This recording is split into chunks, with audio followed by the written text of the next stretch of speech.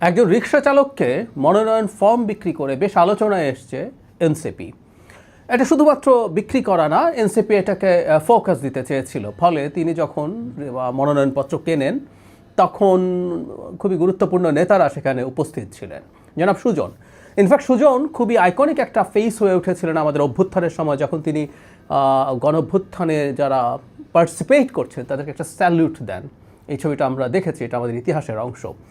প্রচুর আলোচনা চলছে এরকম একজন রিক্সা চালককে মনোনয়ন দেওয়াটা কি সঠিক হলো, এটা কি অসাধারণ প্রশংসার ব্যাপার, নাকি এটা এনসিপির এক ধরনের স্টান্টবাজি।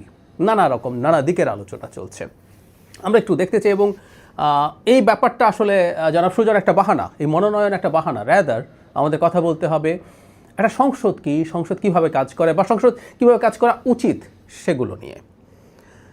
আমার মনে পড়ে বেশ কয়েক বছর আগে জনাব হিরো আলমকে নিয়ে খুবই ডিবেট হচ্ছিল। উনি ঢাকা 18-তে জনাব আরাফাতের বিরুদ্ধে কম্পিট করছিলেন উপনির্বাচনে। সেখানে তাকে অনেক হেনস্থা করা হয় এবং অনেকে তখন একই ধরনের প্রশ্ন তুলছিলেন যে জনাব হিরো আলম কি আদৌ এমপি হওয়ার যোগ্য কিনা। আমি তখন একটা কলাম লিখেছিলাম এটা নিয়ে প্রথম আলোতেই।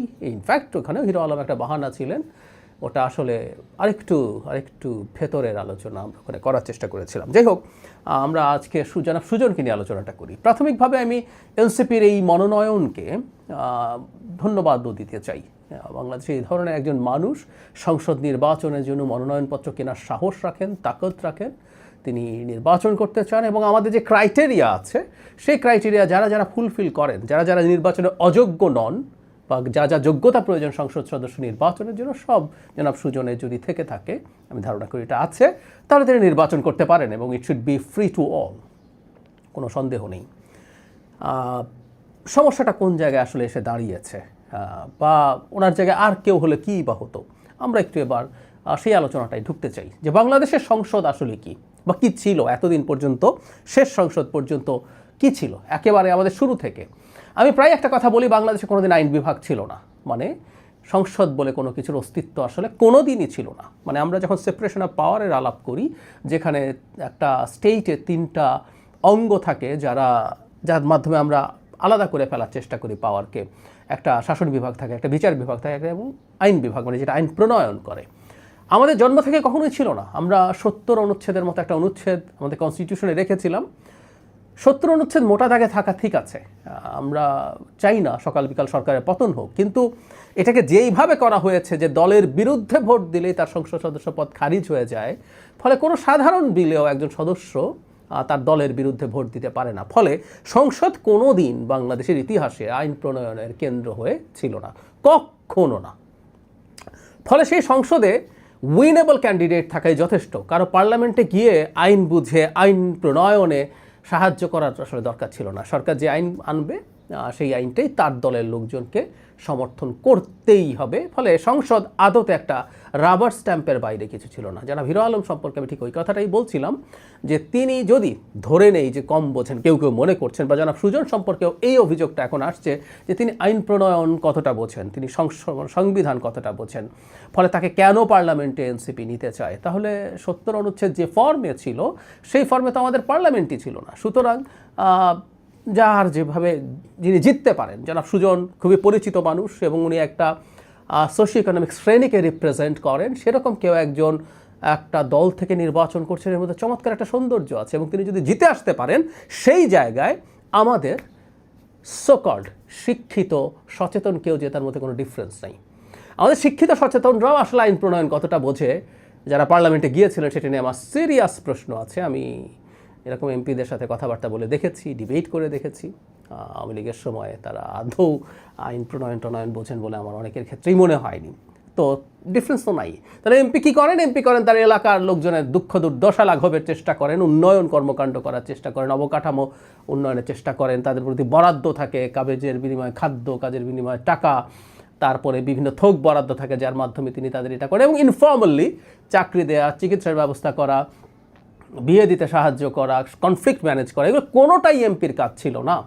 যদিও আমাদের আইনগতভাবেই আছে, আমাদের উপজেলা পরিষদের যে আইন, সেটায় আইনগতভাবেই আমাদের এক একজন এমপি যারা নির্বাচিত হন 300 আসনে, তারা এটার উপদেষ্টা ফর্মালি, ফলে তাদের একটা ফর্মাল ক্ষমতা দেওয়া আছে, যেগুলোর বিরুদ্ধে আমরা দীর্ঘ সময় কথা বলেছি, লেখালেখি করেছি।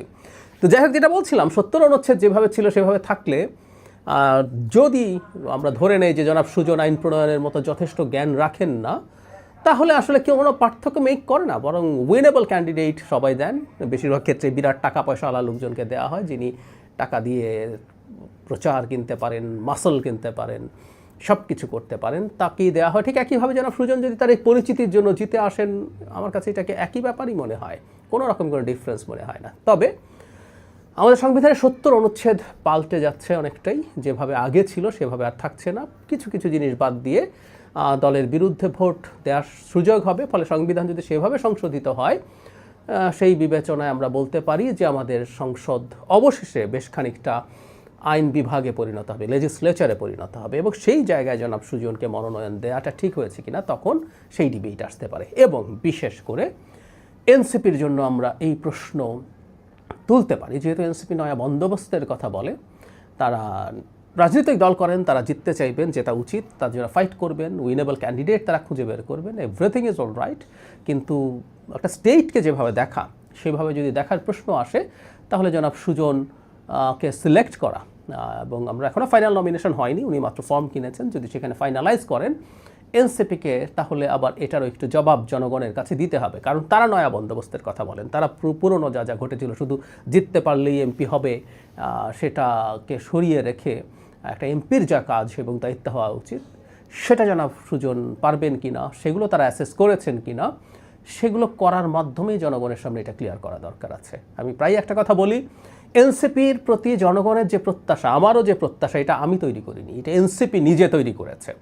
এনসিপি আমার কাছে এসে বলেছে সে পুরনো রাজনৈতিক বন্দোবস্ত বা ব্যবস্থার বিরুদ্ধে দাঁড়াতে চায়, কথা বলতে চায়, সুতরাং সে তার মতো করে নতুন কিছু দেখাবে। সেই কারণেই বলছি এনসিপির এই জিনিসগুলোর ক্ল্যারিফিকেশন আরও জরুরি। সো জনাব সুজন সম্পর্কে তাকে ফর্ম বিক্রি করা এবং সেটাকে ইনফ্যাক্ট এনসিপি সেল করতে চেয়েছে, আবারও বলছি, অনেকে ফর্ম কিনে নিয়ে চলে গেছেন, কিন্তু এটা তারা সেলিব্রেট করেছেন, ছবি তুলেছেন, সেটা প্রচারের ব্যবস্থা করেছেন বড় নেতারা। তো সুতরাং ইটস এ মিক্সড ফিলিং। এটা আমার কাছে ভালো লাগবে, এরকম কোনো মানুষ রাজনীতির মেইন স্ট্রিমে আসার চিন্তা করছেন। একই সাথে এটা আমাদের যেভাবে পার্লামেন্টকে দেখতে চাই, সেটার প্রতি একটা বড় প্রশ্নবোধক তৈরি করছে কিনা, সে আলোচনাটাও থাকবে।